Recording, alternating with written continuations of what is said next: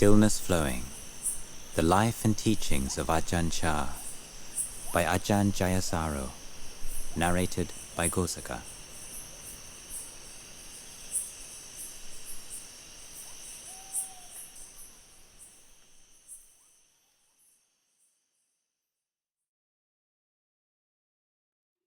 Chapter 4. A Life Inspiring, Luang Por the Good Friend.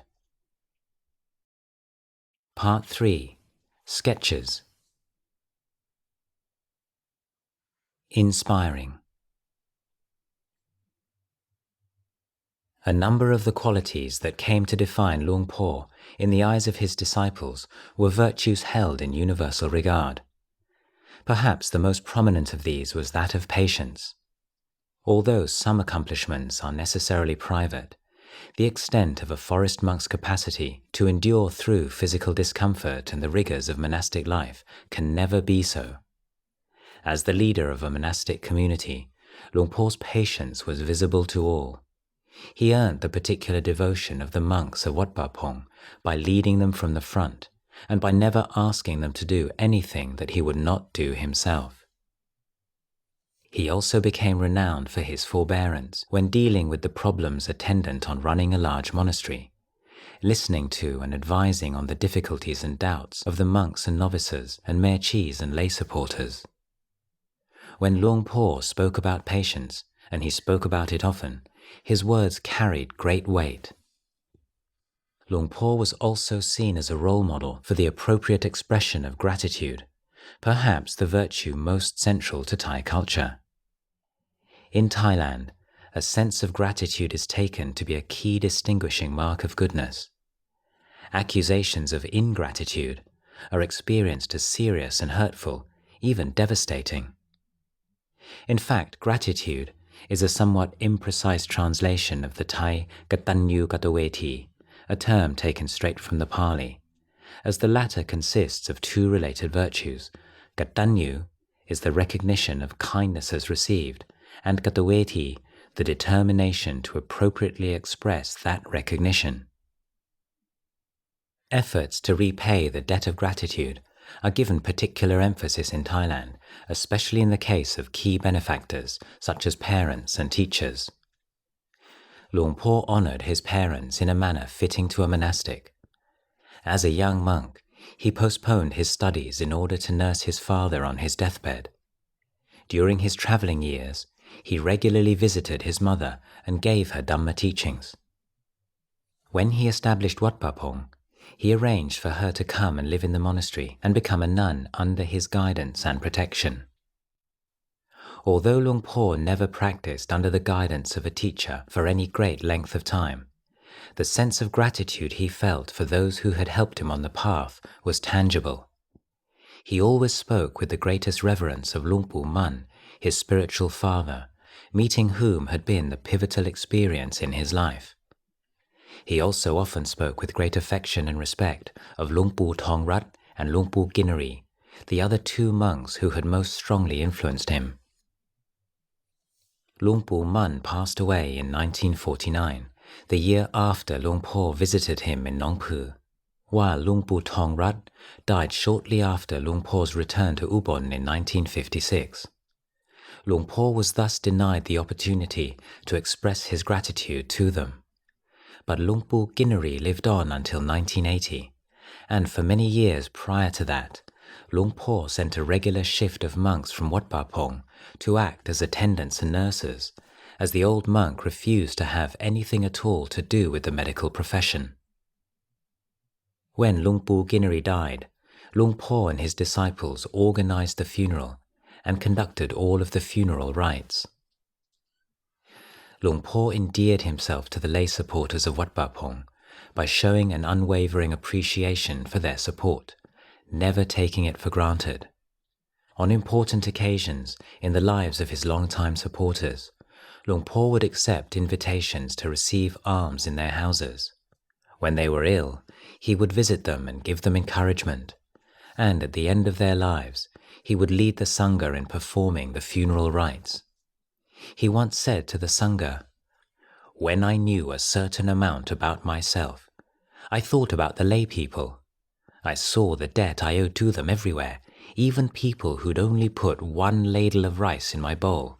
I wasn't heedless. I didn't forget. I thought of the kindness of every single person. He constantly reminded his disciples to recall how their life depended on the generosity of lay supporters.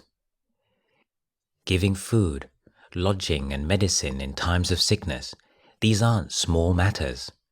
They're supporting our journey to Nibbana. If we had no food, we wouldn't be able to make it. We wouldn't be able to meditate. Passion. The Buddha distinguished two kinds of desire. That which is rooted in ignorance of the way things are, tanha or craving, and that which is rooted in an understanding of the way things are. The first is to be abandoned, the second is to be cultivated.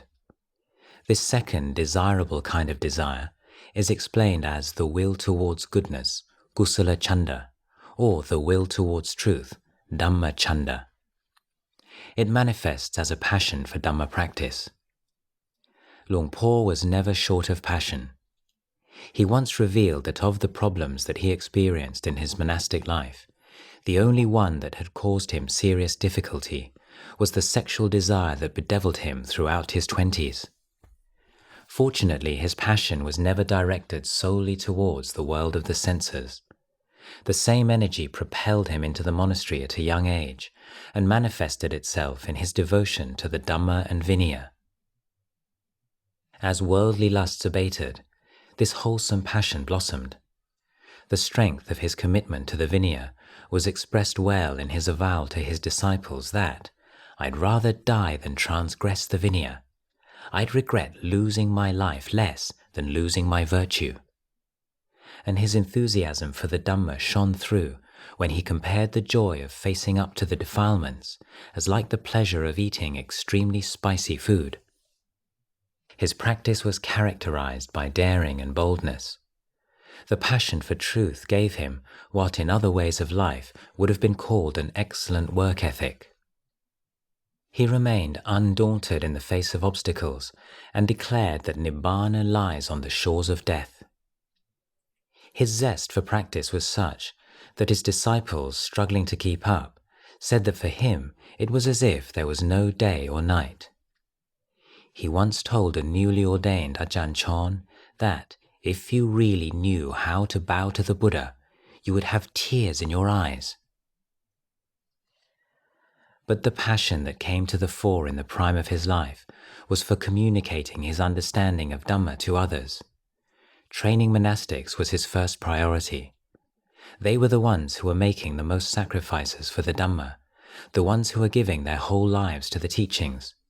In one of the Buddhist similes, they were compared to the farmer's most fertile, well-drained soil. He gave everything to this task, creating a system that was not overly reliant on him and which could survive his eventual death. The success of his efforts may be estimated by the steady growth of branch monasteries. When he stopped teaching, there were about 60, and 30 years later, there were over 300. Luang Por's passion for the Dhamma became clearly apparent whenever he began to teach. Even at times of serious illness, teaching the Dhamma would bring him alive. As he spoke, he would become more animated, his voice stronger, his presence more commanding. It seemed that by giving voice to the Dhamma, he tapped into a deep source of energy. Between these bursts of vitality, it was as if he shrank back into the shell of his ailing body. It was clear that to Luang Por, Dhamma was indeed his life. Contentment. One of the cardinal monastic virtues praised by the Buddha is the cultivation of contentment with regard to whatever robes, food, lodging and medicines are offered to them with faith. Monastics are to be as light a burden as possible on lay supporters, and they should model a life which proves that happiness does not have to depend on the enjoyment of sense pleasures. It was a virtue much emphasized at Wat Pah Pong, and Luang Por led the way in the practice of it. He was admired for his frugality and the care with which he treated the offerings made to him. He received whatever robes were sewn for him without comment. He was never known to express desires for any particular kind of food. He showed no interest in beautiful things.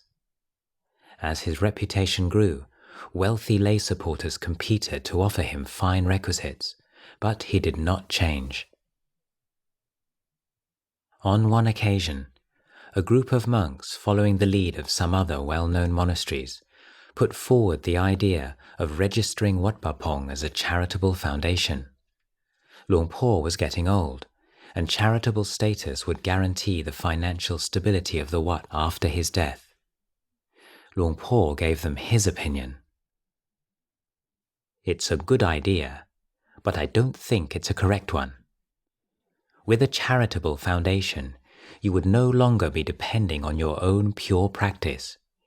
If you all practice well and correctly, you won't go without.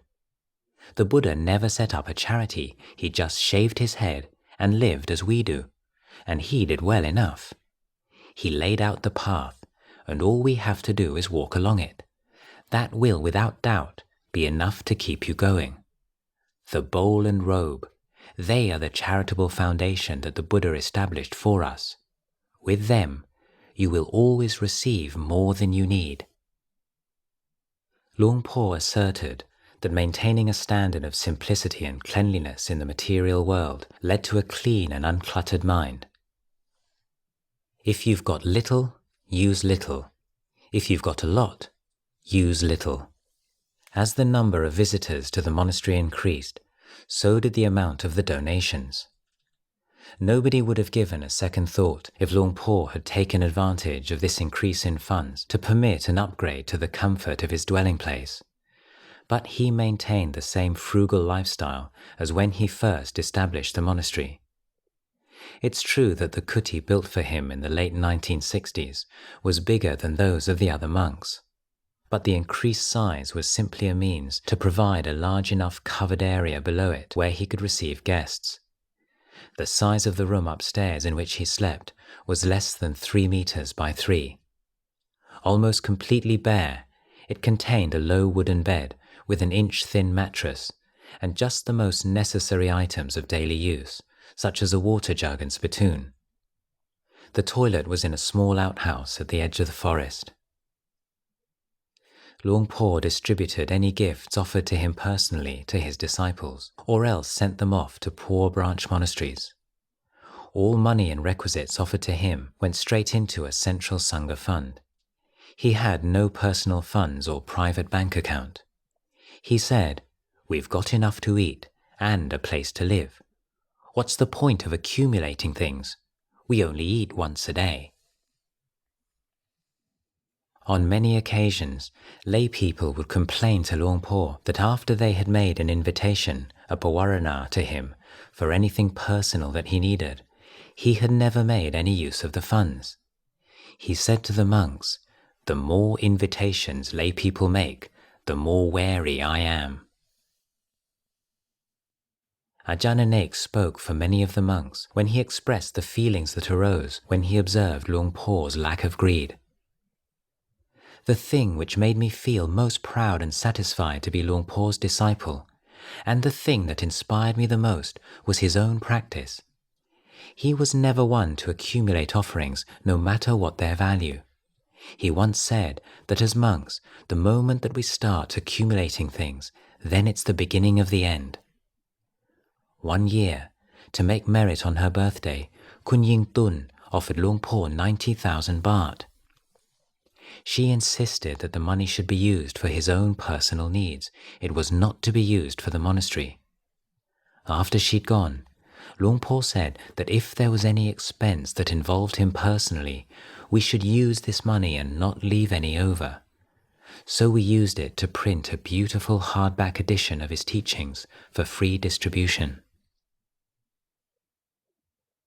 There has always been a certain amount of tension between the Isan forest monks and the titled administrator monks in the towns and cities. Whereas the forest monks have been critical of the perceived worldliness of the city monks, the city monks, for their part, have been dismissive of what they see as the forest monks' rigid attachment to outdated forms, including the ascetic practice of eating out of the alms bowl rather than from plates on a table. On one occasion, Luang Por was included in a group of monks invited to an offering of alms in the royal palace in Bangkok. He arrived at the same time as a certain senior monk, who looked scornfully at Luang Por's alms bowl. "Cha, don't you feel embarrassed about eating out of your bowl in front of the king?" To which Luang Por replied, "Don't you feel embarrassed about not eating out of your bowl in front of the Buddha?" Equanimity. For many years, Luang Por was the subject of criticism and slander from a small number of jealous monks in Ubon. At the height of the Vietnam War, he was denounced as a communist. One year, it was even whispered about that a senior monk had gone so far as to hire a hitman. In the Thailand of the time, not such an outlandish assertion. Although Luang Por did not die, the monk supposedly behind the plot did, from rabies. Time passed, and Luang Por's resolute refusal to add fuel to the flames of conflict allowed the situation to cool. Luang Por, having handled unjustified abuse with equanimity, now faced a new challenge: fame and popularity. The Buddha was blunt on the dangers likely to beset a monk who becomes famous. A fatal thing are gains, favor and fame, a bitter, harsh impediment to the attainment of the unsurpassed freedom from bondage. Samyutta Nikaya, Chapter 17, Sutta 1. And in one of his most vivid and memorable similes, the Buddha showed how the temptation that worldly dhammas provide to pride and arrogance is strong. It is just like a beetle, feeding on dung, gorged with dung, standing before a great dunghill, who might despise other beetles, saying, "I am a dung-eater, full of dung, gorged with dung, and before me is this great dunghill." Samyutta Nikaya, Chapter 17, Sutta 5. In the mobile, connected world of today, it is inevitable that an accomplished monk, resident in a monastery for any length of time, will, sooner or later, attract the attention of the laity. This was already true in the 1970s. During the Vietnam War, an ambitious program of road building was undertaken in Isan, primarily for military and national security reasons. One result was that it became much easier to visit forest monasteries. At a time of growing secularization and a widespread sense that the standard of the monastic order had never been so low, people started to look further afield for monks who were truly worthy of their respect. Luang Por's name began to be included on the list of inspiring monks worth visiting. A short biography of Luang Por, written in 1968 by his disciple Ajahn Mahamon, was another milestone. Local businessmen in the city, civil servants, and army and air force officers posted in Ubon started to arrive in greater numbers. Soon, Luang Por was known to the lay Buddhists of Bangkok.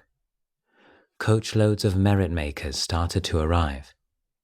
This new state of affairs was impressed upon the monastery when 2 members of the king's privy council visited to ask questions on Dhamma practice. Sometime later, Luang Por was invited to receive alms in the royal palace. The publication of books of Luang Por's transcribed Dhamma talks, both in the Thai originals and in English translations, were initiated by his Western disciples in the late 1970s. Following Luang Por's admonition that the Dhamma should never be bought and sold, they were made available for free distribution. These books, followed by the first set of audio cassette tapes, spread Luang Por's name throughout Thailand, and the English translations gave him an international audience. Before long, his teachings were being translated into German, French, Spanish, Chinese, and other languages.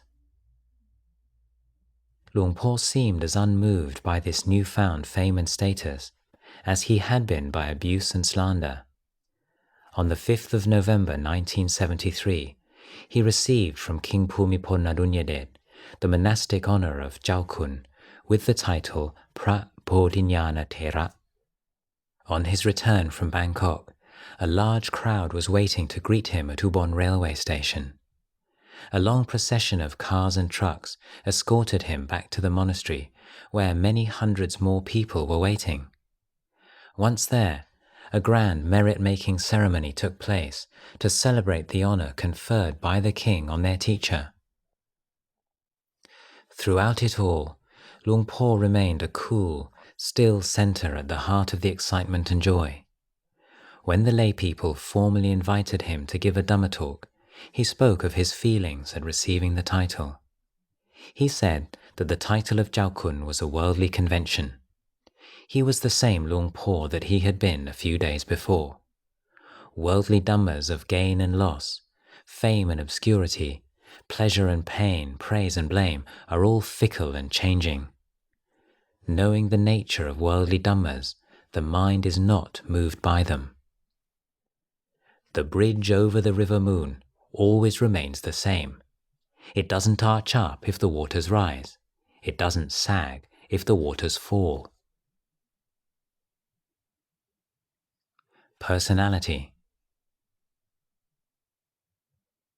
It would seem obvious that any detailed discussion of a person's life must, sooner or later, focus on his or her personality. It tends to be assumed that it is in the personality that the essence of a person is to be found. But this apparent truism requires certain qualifications in the case of liberated beings or those practicing for liberation. In such cases, the personality is fluid. Personality traits based on defilements, such as greed and anger, shrink and disappear. Those traits free of defilement, like kindness and compassion, grow and mature. In the case of liberated beings, those character traits, eccentricities, and elements of personality that are not sustained by defilement survive their enlightenment. Inarticulate aspirants become inarticulate arahants. Stern aspirants become stern arahants.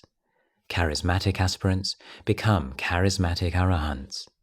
There is no fixed mold, and just as bright and radiant people may occasionally prove to be deluded or mentally unbalanced, so too the most unprepossessing figures may in fact be fully liberated.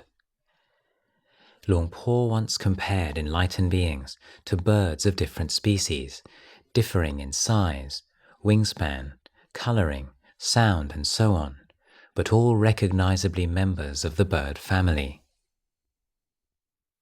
The second qualification that must be made in speaking of the personality of enlightened beings is that they do not have the same relationship to their personality as a normal person. Liberation in the Buddhist sense means freedom from all identification with personality and personal history. Be that as it may, unenlightened beings identifying with their own body and mind cannot help but perceive an enlightened person in the same way that they perceive themselves, as embodied agents. And it is because that is so that the personality of great beings is significant. For many students, it may be a response to the teacher's personality rather than an intellectual assent to the teachings that proves the deciding factor as to whether or not they take up the Buddhist training seriously or, having taken it up, bear with it. Luang Por was one of the more charismatic kinds of bird. One of his brothers said of him, "I wouldn't exactly say he was a handsome man, but when you were in his presence you couldn't take your eyes off him." Other members of his family had this same magnetism, albeit to a lesser extent. For many years, one of the regular features of an observance day at Wat Pa Pong would be Luang Por's eldest brother, Po La, sitting in the kitchen surrounded by a small crowd of people, expounding on some subject, recounting an anecdote or telling a story. The style was unmistakable. Western monks would comment on how Luang Por seemed to be so completely who he was. In other words, they could discern no false notes in his manner, no hints of insecurity or conceit. As the center of attention, he showed as much self-consciousness as a lion on a plain surrounded by safari jeeps. He remained the same whatever the surrounding conditions. One monk said he was like a mountain that was unaffected by the rain, snow or shine that came and went around it. And yet, there was a paradox. Although he impressed those around him as a figure of absolute authenticity, he could, at the same time, slip personas on and off like items of clothing. But the more unpredictable he might be in what he said, or how he expressed himself at any one moment, the more unchanging he seemed. Occasionally, as Ajahn Sumedho would remark, it was as if Luang Por withdrew from his personality altogether. Sometimes I'd look at him, and there'd be just no one there. The look he had of total emptiness was quite moving, because you realized that the personality was just something he used as a compassionate tool. Sitting under his kuti receiving guests, Luang Por would flow between quite different modes as the situation required. On any given day, he might have just finished comforting a bereaved father in homely Lao, then switch to Central Thai to explain some point of doctrine with Bangkok academics, and then go on to admonish a monk for a sloppy job of repair work on one of the kutis. This would go on throughout the day. It was not the multitasking familiar to business executives. He was fully present in every moment, giving no sign of mental stress in moving from one mode to another, and no emotional runover. When telling a favorite story, he would chuckle as he got to the funny part, as if it were the first time he had told it.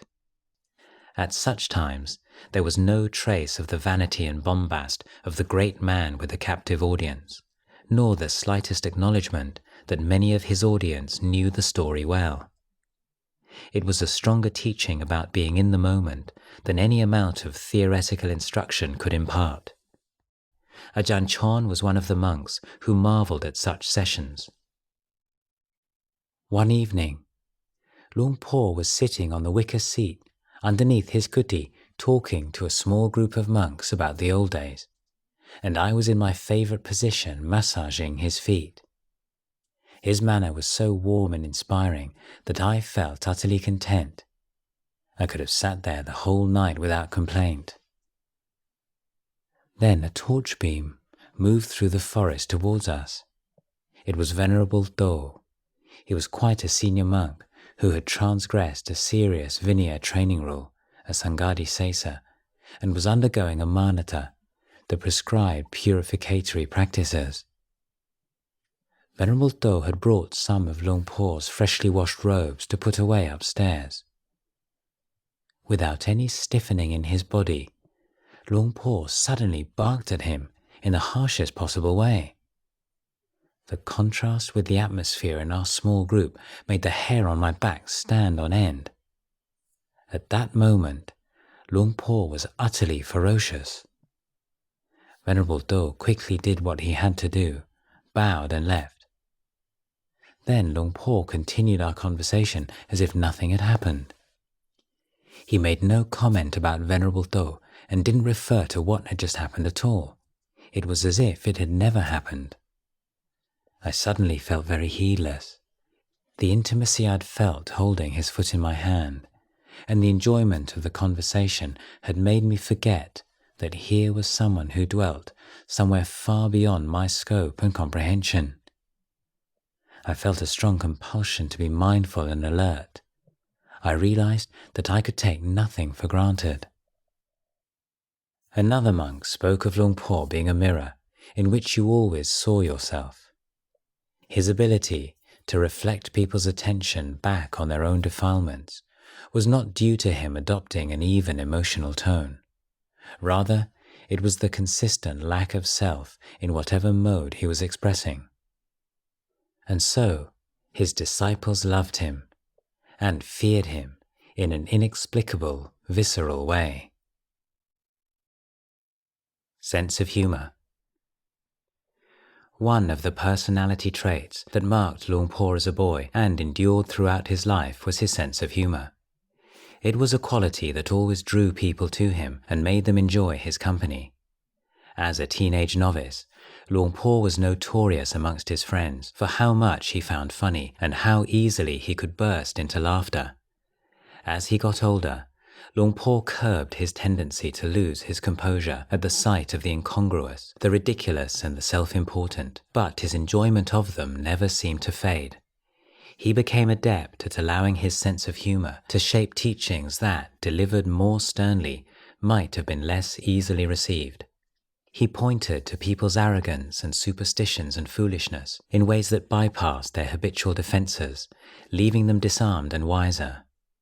As a teacher, he would have agreed with the saying that comedy is a humorous way of saying serious things. Luang Por's rich sense of humor did not mean that he told jokes. To do so would have been considered inappropriate for a samana. He did not set himself up as an entertainer, nor did he try to make people laugh for the sake of it. He never spoke in ways that made fun of others' ethnicity, religion or sexuality, or that tapped into people's prejudices in any way. He allowed his sense of humor to reveal itself only within the limits provided by the Vinaya. These limits are stringent. It is forbidden, for example, to speak in jest about the Buddha, Dhamma and Sangha. The logic behind this is that by not trivializing the refuges, the uplifting emotions meant to be inspired by them remain uncompromised. Lying in jest is included in the precepts governing unskillful speech, and so precludes most kinds of playfulness, and the prohibition against inciting anxiety prevents practical jokes. There is a long list of conversational topics which monks are to avoid altogether, unless to illustrate a point of Dhamma. Kings, robbers, ministers, armies, dangers, wars, food, drink, clothes, beds, garlands, perfumes, relatives, carriages, villages, towns and cities, countries, women, heroes, street and well gossip, talk of the departed, desultory chat, speculations about land and sea, talk about being and non-being.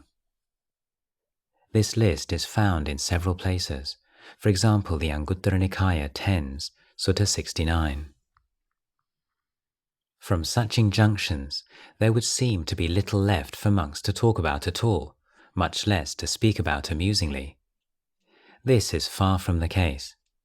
When Luang Por was in the mood, his exuberance was infectious. When telling an anecdote, expanding upon the absurd and incongruous forms in which defilement could manifest, or mimicking someone under the sway of greed or anger, he could provoke a genuine sense of delight in his audience. Luang Por's gift for physical comedy provoked wide grins and even giggles. One of his favorite stories concerned a mangy dog, who blamed his suffering on the places he found himself in rather than the mange he carried with him. Luang Por liked to accompany this story with bewildered scratchings at his body and armpit. Even the most composed monks would find themselves chuckling. Although he did not tell jokes as such, Luang Por had the timing of a comedian. He was a gifted raconteur and knew well how to ratchet up the expectation during the course of a teaching story and deflate it expertly with the twist at the end of the tale. Like most intelligent people brought up in a predominantly oral culture, Luang Por took great delight in puns and wordplay. His discourses are sprinkled with them. Examples from his talks might be cited to show his wit, verbal dexterity and ingenuity, but would fail to transmit the essential point of them, the pleasure they provided. It's hard to convey how much people enjoyed it when Luang Por, referring to the corruption of the Tudong tradition caused by monks accepting lifts in cars rather than walking, called it Tulut Dong, or in one end of the forest and straight out the other. Some of the most memorable examples of Luang Por's sense of humour occurred through off-the-cuff comments or replies to questions. Often they involved him invoking fresh, unexpected ways of looking at familiar issues, thereby puncturing his audience's attachments. For those of other cultures, and thus with other conventions and beliefs, such humour, especially in translation, tends to fall flat. However, a couple of examples may give something of the flavour of his humorous comments. On one occasion, a young man, newly conscripted into the army, asked Luang Por for a Buddha medallion to wear around his neck as a protection against bullets. He was following in an old tradition. Monks have been known to provide empowered amulets to soldiers for hundreds of years. Luang Por, however, always refused to do so. Before explaining why, he pointed to the life-size brass Buddha statue on the shrine. "Take that one if you like. Carry it in front of you, and no bullets will get you for sure." As the human body does not vary from one culture to another, humour derived from it is more universal. Ajahn Sumedho recalls the time that Luang Por took him to visit some of the great masters of the Luang tradition. In Udon province, they paid their respects to one elderly master believed to be an arahant, who was confined to a wheelchair and rarely spoke. Luang Por had recently been offered a cassette recorder and was using it to record Dhamma teachings. It was placed in front of the venerable old monk, who sat there quietly smiling at them. After a suitable time had elapsed, and it was clear that he was not going to speak, they prepared to bow to him and leave. At that moment, the great master farted. Back in the car, Luang Por replayed the tape. The sound of the fart was clearly audible. Luang Por looked at Ajahn Sumedho and said, "That was a good teaching." Stern and fierce. The warm, radiant loving-kindness that so many lay Buddhists remarked feeling in Luang Por's presence in his later years was, for most of his teaching career, eclipsed by its companion virtue of compassion. As Luang Por entered middle age, the young monks in their early 20s saw him more and more as a father figure. Generally, their view of him was not so much as a fount of unconditional love, but rather as the wise parent who found the ways in which his sons created suffering for themselves to be unacceptable. Or to use another analogy, he was seen to be like a doctor with an unwavering determination to help his patients overcome a chronic illness, even if that should entail procedures that the patients might not enjoy or might even resist. And like patients, his disciples submitted because they were confident that the doctor knew what he was talking about. Luang Por's compassion could manifest as fierceness, a trait which he shared with a number of other great teachers in his tradition. In Luang Ta Mahabua's biography of his teacher Luang Pu Man, the great master is presented as a stern figure who was often harsh with his disciples. Luang Ta Mahabua himself, until his death in 2011, the most widely revered of the great master's direct disciples in Thailand, was famed and feared for the same qualities throughout his life. Although many of Luang Pu Man's disciples were known for their gentleness and reserve, and some of them felt there were more of those qualities in Luang Pu Man than was widely acknowledged, the figure of the fierce teacher became something of an icon in the forest tradition. Certainly, Luang Pu Man, the archetypical stern teacher, was astonishingly successful in leading his disciples to stages of liberation, and of his Dhamma heirs, Luang Ta Mahabua was acknowledged for his excellence in this regard. Luang Por's sternness, especially in his middle age, has been referred to in the previous chapter. It was a trait that increased the respect with which the young monks held him. They had grown up in an authoritarian culture, and this kind of sternness and occasional fierce admonishment was something they were familiar with. Too much overt kindness would have endeared Luang Por to his disciples, but at the expense of the intensity of purpose he was trying to instill in them. The policy he adopted towards heedless conduct was one of zero tolerance. Not even the smallest of misendeemers were overlooked. Strong admonishments were dished out from the Dhamma seat almost every night. The results were mixed. The more dedicated the practitioner, the better it worked. Some monks, however, unable to thrive in the high-pressure atmosphere disrobed, and it is possible that a number of them might have survived in the robes if they had lived in a more relaxed environment. Most, however, found the fear they felt for Luang Por empowering. They appreciated how the constant demand to be aware kept their defilements at bay, more than mere encouragement could ever have accomplished. Luang Por was not seen so much as an authority figure scolding them personally, as the embodiment of Dhamma Vinaya censuring their defilements. There was always the danger that this enthusiasm for practice would be too dependent on the presence of Luang Por to be a sustainable refuge. But it was often the case that it jump-started a passion for Dhamma that became second nature. As Luang Por aged, the fierce side of his personality receded, and the sternness ceded center stage to a warmer, more grandfatherly persona. But the sharp, clear-eyed discrimination was never completely submerged. The discourse he delivered to the Sangha in 1980, later translated into English as Toilets on the Path, demonstrates that even at the end of Luang Por's teaching career, he could deliver one of his legendary stinging admonitions. Luang Por missed nothing. One monk referred to sitting in Luang Por's presence and feeling as if his teacher was a tiger dwelling within a Cheshire cat. Independent. Luang Por treasured his independence.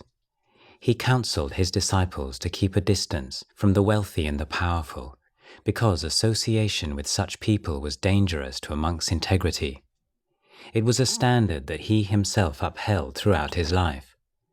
Monks can easily find themselves compromising the standards of simplicity and frugality in their monasteries out of consideration for the desire of wealthy donors to make merit. Luang Por never did so. It is surprisingly common for forest monasteries in Thailand to become dominated by a single lay supporter, usually a woman.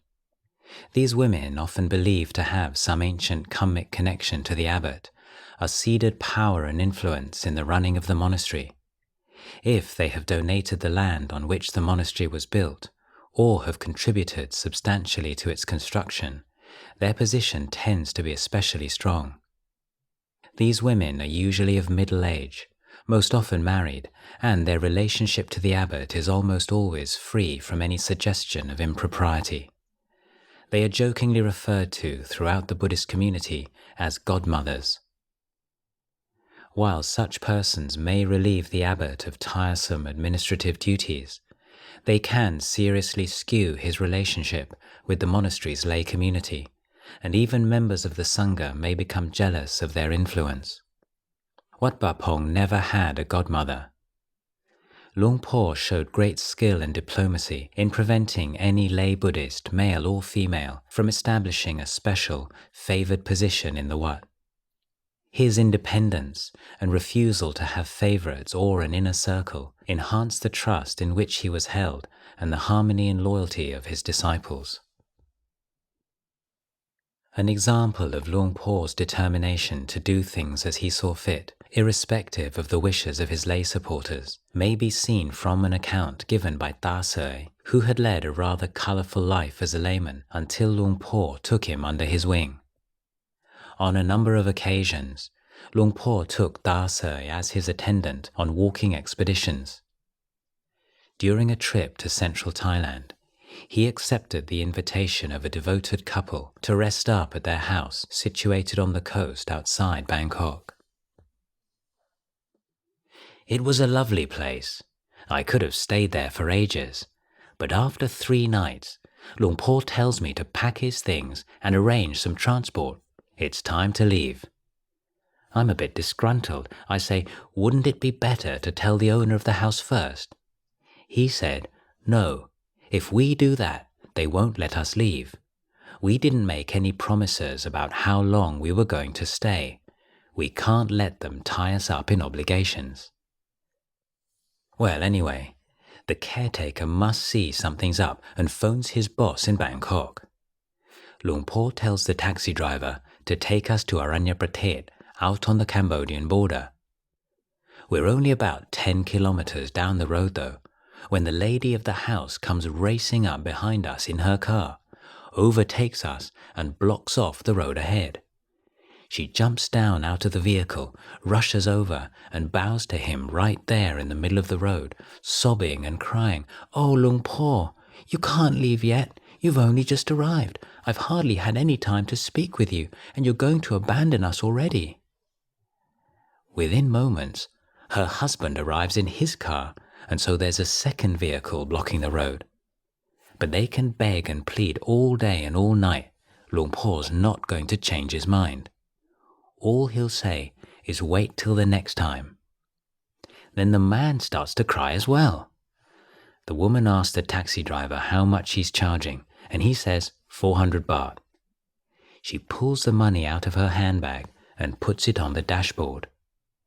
Luang Por just sits there impassive. He tells the driver to start the engine, and so, the last we see of the two of them, they're squatting down by the side of the road, their hands in Anjali, looking totally dejected. Much later, paying respects to Luang Por in Bangkok, the couple could laugh at the whole affair.